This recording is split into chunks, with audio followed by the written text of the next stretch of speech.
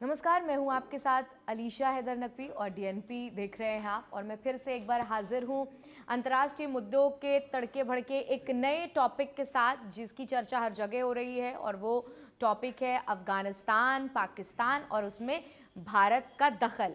लेकिन एक कहावत से ही शुरू करेंगे कि आसमान से गिरे खजूर में अटके। कभी जिस तरीके से दोस्ताना नज़र आता था, आज एक दूसरे के दुश्मन बने हुए हैं। और दुश्मनी भी ऐसी कि 16 वैज्ञानिकों का अपहरण भी कर लिया। कल हमने वो खबर आपको बताई थी, आप तक पहुंचाई थी, और वो वीडियो भी आपको दिखाया था कि कैसे पाकिस्तान के जो वैज्ञानिक हैं वो गुहार लगा रहे हैं शहबाज शरीफ से कि टीटीपी की जो है मांगों को पूरा किया जाए और हम लोगों को यहाँ से रिहा करवाया जाए। इस पूरे खबर को तफसील से समझने के लिए, डिटेल से समझने के लिए प्रकाश जी हमारे साथ मौजूद है। प्रकाश जी, क्या कुछ अपडेट है? पहले इस खबर पे बात करते हैं। सबसे बड़ी बात तो यह है कि जिस तरह की चीजें हो रही हैं पाकिस्तान के अंदर, ये पूरी दुनिया को डराने के लिए काफी है। और पूरी दुनिया के जो जिम्मेदार मुल्क हैं उनको ये समझना पड़ेगा कि पाकिस्तान के जो वैज्ञानिक अपहरित हुए हैं वो कौन लोग हैं। वो सब के सब न्यूक्लियर साइंटिस्ट हैं। अगर पाकिस्तान में वहाँ ऑपरेट कर रही कोई संस्था या कोई आतंकी संगठन अगर वहाँ के साइंटिस्ट को उठा ले रहा है, न्यूक्लियर साइंटिस्ट को उठा ले रहा है, तो आप ये समझ लो कि वहाँ के जो चूंकि परमाणु संपन्न देश है पाकिस्तान, न्यूक्लियर स्टेट है, वहाँ के परमाणु बम कितने सुरक्षित हाथों में हैं। कल को देखिए, पाकिस्तान का जो न्यूक्लियर पावर है, जो न्यूक्लियर एसेट है, उसको लेकर दुनिया की तमाम संस्थाएं, सिप्री का कई सारा रिसर्च आ चुका है, यूनाइटेड नेशन कई बार बोल चुका है, अमेरिका में अलग अलग दुनिया की कई सारी रिपोर्ट्स प्रकाशित हो चुकी हैं कि भाई पाकिस्तान एक न्यूक्लियर स्टेट होने के साथ साथ एक गैर जिम्मेदार मुल्क भी है। और दुनिया को इस बात का डर हमेशा लगा रहता है कि पाकिस्तान का जो न्यूक्लियर एसेट है, उसके जो एटम बम है, जो स्ट्रेटेजिक न्यूक्लियर बम्स हैं, वो कहीं आतंकियों के हाथ में न लग जाएं। ये भारत की भी चिंता रही है। भारत इस चिंता से दुनिया को अवगत भी कराता रहा है। अब ये कहानी वहां तक जा रही है कि अगर वहां ऑपरेट कर रही कोई संस्था आसानी से वहां के न्यूक्लियर प्रोग्राम में शामिल साइंटिस्ट को अगवा कर रही है और वीडियो बनवा के कह रही है कि हमको छुड़वाइए, जो हमारे लोग हैं उनको छोड़िए, नहीं तो इनके साथ कुछ कांड हो जाएगा। ये क्या मॉडस ऑपरेंडी है? आपको याद होगा हमारे यहाँ जो कांधार हाईजेक हुआ था, मसूद अजहर को जब भारत सरकार ने छोड़ा तो कैसे छोड़ा? वो भी ऐसे ही था कि भाई उन्होंने ये कहा कि आपके यात्रियों को हम तब छोड़ेंगे जब आप हमारे कुछ आतंकी हैं उनकी लिस्ट दी, पैसा देंगे और हमको हमारा विमान जहां तक छोड़ के आएगा। वो पूरी कहानी सबको पता है। ये सब कुछ पाकिस्तान क्या करता था? दूसरे देशों के साथ करता था, हमारे साथ करता था। अब पाकिस्तान के अंदर हो रहा है। इसमें सबसे जो जरूरी चीज है, जो ध्यान देने लायक है, एक, जो लोग जिनका अपहरण हुआ है वो सब के सब न्यूक्लियर साइंटिस्ट हैं। दूसरा ये कि वहां यूरेनियम की भी लूट हुई है। अगर यूरेनियम की लूट कोई आतंकी संगठन इतना काबिल है कि वो यूरेनियम की लूट कर सकता है, तो आप ये समझो कि दुनिया में बैकडोर में वो कल को यूरेनियम ईरान को बेच देगा, वो मिडिल ईस्ट के किसी और देश को बेच देगा। तो दुनिया में एक नया संकट खड़ा हो सकता है, जहां न्यूक्लियर पावर आज वो देश हैं जिनसे उम्मीद की जाती है कि भाई, दो कहते हैं ना, पावर के साथ साथ जिम्मेदारी भी आती है। लेकिन पाकिस्तान की को लेकर हमेशा एक शंका की स्थिति रही है। जिस तरह का स्टेट है, जिस तरह वहां सेना ऑपरेट करती है या पॉलिटिकल क्लास जिस तरह से ऑपरेट करता है, वह हमेशा संशय की स्थिति रहती है कि कब कौन चला रहा है, पता नहीं लगता है। लेकिन देखिए, टीटीपी के जो आतंकी थे, जो वो बाकायदा हमने वो वीडियो देखा, वो बड़ा वायरल हो रहा है, सारे चैनल्स ने चलाया, सब कुछ चलाया, तो वो साफ तौर पर जो टीटीपी के लोग हैं वो कह रहे हैं कि हम ये करना नहीं चाहते थे, आपने हमको मजबूर किया। और देखिए, मजबूरी भी कैसे आती है कि कल तक आप दोनों एक गाहे बगाहे चल रहे थे यहाँ। यानी कुल मिलाकर ये कहा जा सकता है कि पाकिस्तान ने जो जाल बिछाया था उसमें खुद फंसता हुआ नजर आ रहा है। और दूसरा सवाल ये मैं आपसे पूछूंगी कि क्या पाकिस्तान वाकई कुछ एक्शन लेगा? क्योंकि वो डायरेक्ट शहबाज शरीफ से गुहार लगा रहे हैं, लेकिन जो मुल्क क्रिकेट और आतंकी उत्पन्नों से कुछ ऊपर उठकर नहीं सोच पाया, क्या वो अपने देश के वैज्ञानिकों के लिए स्टेप लेगा? अभी तुम देखो कि अभी ये लोग लड़ाई कर रहे थे भारत की बीसीसीआई से कि भाई आप लोग हमारे यहाँ भेजो क्रिकेटर्स खेलने के लिए। बिल्कुल। आपके यहाँ न्यूक्लियर साइंटिस्ट हैं वो, जी बिल्कुल, आपके न्यूक्लियर प्रोग्राम को चलाने वाले लोग हैं, और उनको किसी संगठन ने उठा लिया और वो आपको ब्लैकमेल कर रहे हैं। और वो भी ऐसे संगठन जिनके साथ कल तक आपको उठना बैठना था। आप ये चाहते हो कि हम आपसे मतलब आप पर भरोसा करें और हमारे विराट कोहली, रोहित शर्मा को आपके यहाँ खेलने भेज दें? बुद्धि खराब है। और आप ये घटना मतलब सामान्य घटना नहीं है, वो इसीलिए कि आप समझो। और शहबाज शरीफ से गुहार लगा के कुछ नहीं होगा। शहबाज शरीफ मुखौटा है, कुर्सी पे बैठा हुआ आदमी। बिल्कुल देश चला रही है सेना, और सेना के ऊपर भी इशारा उन लोगों का चलता होगा जिस भी देश से वो पैसा ले रहे होंगे। जी बिल्कुल। अगर अमेरिका समर्थित गवर्नमेंट आज है तो CIA फंड कर रहा होगा। अब अमेरिका वहां क्या चाहता है, इस पर बहुत कुछ डिपेंड करता है।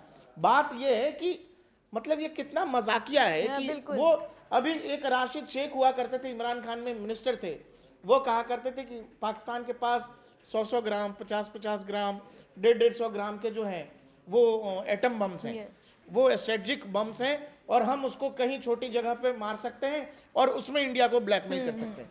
आप ये बताइए, आपके यहाँ जो लोग न्यूक्लियर प्रोग्राम से जुड़े हुए लोग हैं, इसीलिए दुनिया के तमाम देश इस बात की चिंता में हैं कि कल को आज कह रहे हो न्यूक्लियर साइंटिस्ट उठ गया, कल को कहोगे कि जी हमास वाले जो हैं वो एटम बम कुछ लेकर के चले गए। तो ये तो बड़ी अजीब सिचुएशन है। हालांकि किसी भी न्यूक्लियर देश के लिए वहाँ बहुत सारी निगरानी संस्थाएं होती हैं।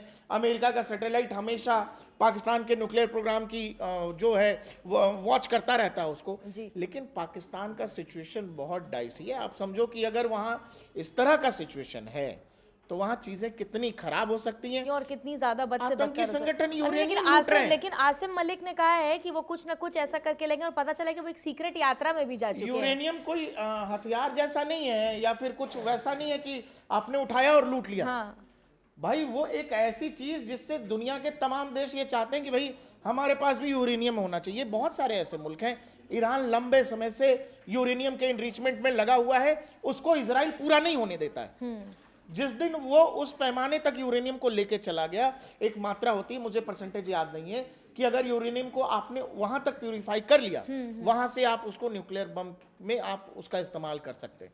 फिर वहां से उसका प्रोग्राम आगे बढ़ जाता है। इजराइल बार बार ईरान को वहां रोक देता है और आज तक ईरान अपने एनरिचमेंट में सफल नहीं हो पाया है। क्यों? क्योंकि इजराइल रोक देता है उसको। जब भी उसको लगता है कि ईरान कुछ पीछे से कर रहा है, वो लोग कुछ ना कुछ कर देते हैं। हालांकि अब देखिए कि इजराइल कितना समटता जा रहा है, लेकिन उसके बावजूद भी तमाम जो धमकियां उनको मिलती, तमाम राज्य। पाकिस्तान के न्यूक्लियर बम का सबसे बड़ा खतरा ये है कि देखो पाकिस्तान की इकोनॉमी खराब है, खाने पीने की दिक्कत है और तमाम तरह की समस्याओं से जूझ रहा है। दूसरा, वहां जो लोग सरकार चलाते हैं और जो लोग सेना चलाते हैं, दोनों एक ही किस्म के लोग हैं। मतलब ये लोग प्रॉपर बिजनेसमैन हैं। इनको अगर अपने मुल्क को बेचना पड़ेगा तो बेच देंगे। अब इनके पास बेचने लायक एक चीज है जिसकी जरूरत दुनिया के कुछ देशों को है।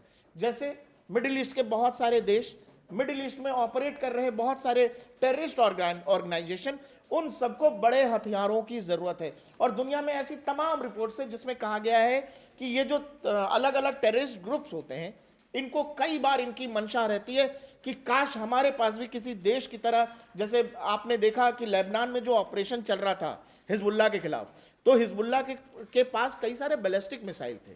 वो बैलिस्टिक मिसाइल उसके पास कहां से आए? तो या तो उनको ब्लैक मार्केट से, इंटरनेशनल ब्लैक मार्केट से उनको किसी ने दिए, या फिर कोई देश उसके पीछे है। लोग रशिया का भी हाथ बताते हैं और भी बहुत सारे फैक्टर्स हैं उस इलाके में।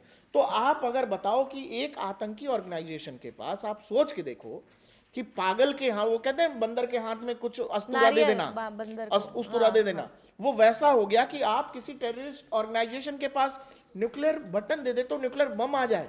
आप समझो कि इस दुनिया के लिए कितना बड़ा खतरा है। और पाकिस्तान को लेकर हमेशा ये चिंता रही है दुनिया की, बावजूद इसके ये जो घटना है, अब वो कह रहे हैं अपनी ही देश से, और ये TTP के लोग कौन है या तालिबान के लोग कौन है?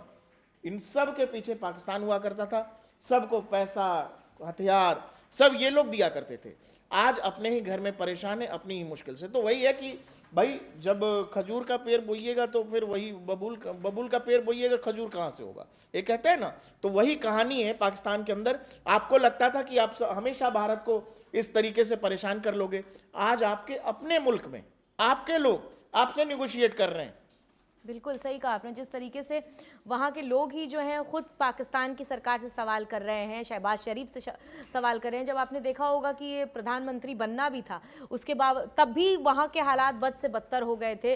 लोग तब भी आंटों के लिए लड़ाई कर रहे हैं, समझिए। और वहाँ के बाहरी मुल्क का आप छोड़ दीजिए, वहाँ के देश के खुद वहाँ के बाशिंदे जो हैं वो बहुत ज़्यादा परेशान हैं। और गाज़ा की तस्वीरें देख करके लोग परेशान होते हैं। आप पाकिस्तान की तस्वीरें देख लें उस दौर की, जिस समय ये शिफ्ट हो रहा था कि इमरान खान की गवर्नमेंट जाने वाली थी, उनकी गिरफ्तारी हो गई थी, शहबाज शरीफ आने वाले थे, चुनाव का दौरान था, वो पूरा पाकिस्तान का हाल देख लीजिए, आपको वो गाजा से बदतर स्थिति लगेगी। बिल्कुल। एक ऐसा देश जिसको लगता है कि उसने परमाणु बम बना के सब कुछ हासिल कर लिया, लेकिन अपने परमाणु वैज्ञानिकों को नहीं सुरक्षित कर पा रहे, तो आपको, दुनिया को इस बात की चिंता है अलीशा की भाई जो अपने न्यूक्लियर साइंटिस्ट को नहीं बचा पा रहे हैं, तो उनके कहीं ना हाथ कहीं ये में पाकिस्तान की आंतरिक सुरक्षा पर भी कड़े सवाल हैं। आंतरिक सुरक्षा और दुनिया की सुरक्षा। बिल्कुल। जब कोई न्यूक्लियर स्टेट इस सिचुएशन में है कि जहां निगोशिएट कर रहे हैं गवर्नमेंट से, जो है वहीं का कोई टेररिस्ट ऑर्गेनाइजेशन निगोशिएशन कर रहा है, तो दुनिया के लिए खतरा है। ये दुनिया इस पे सोचेगी ना कि भाई कैसा न्यूक्लियर स्टेट है।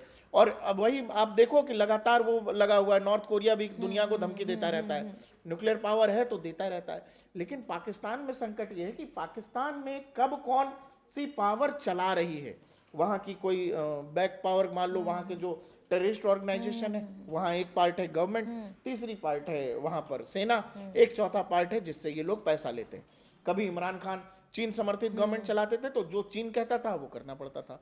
आज अमेरिका समर्थित गवर्नमेंट है तो अमेरिका या CIA जो चाहेगी वो पाकिस्तान की गवर्नमेंट को करना पड़ेगा।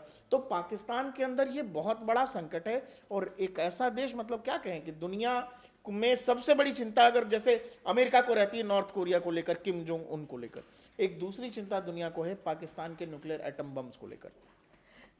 देखा ही आपने पूरा सिनेरियो देखा कि पूरी पिक्चर हमने आपको नज़दीक से समझाई और डिटेल में समझाई कि क्या कुछ इस वक्त पाकिस्तान के हाल हैं, क्योंकि जिस तरीके से पाकिस्तान पर एक के बाद एक मुसीबतें हो रही हैं, पहले अफगानिस्तान के साथ उसकी भिड़ंत, ये मामला सुलझ ही रहा था कि कल उनके 16 वैज्ञानिकों का अपहरण कर लिया गया। वो तस्वीरें आपने देखी, वो वीडियो आपने देखा कि कैसे वहाँ के वैज्ञानिक खुद वहाँ शहबाज शरीफ से, पाकिस्तान के प्रधानमंत्री से गुजारिश कर रहे हैं कि हमें छुड़ा लिया जाए, लेकिन अब तक कोई एक्शन नहीं हुआ है। देखना ये होगा कि पाकिस्तान अपना अगला कदम क्या उठाता है, क्योंकि तमाम मुल्कों की निगाह जो है वो इस वक्त पाकिस्तान पर है। फिलहाल आज की इस चर्चा में इतना ही। अब मुझे और प्रकाश को दीजिए इजाजत, लेकिन ऐसे ही तमाम अहम खबरों से जुड़े रहने के लिए बने रहिए DNP के साथ।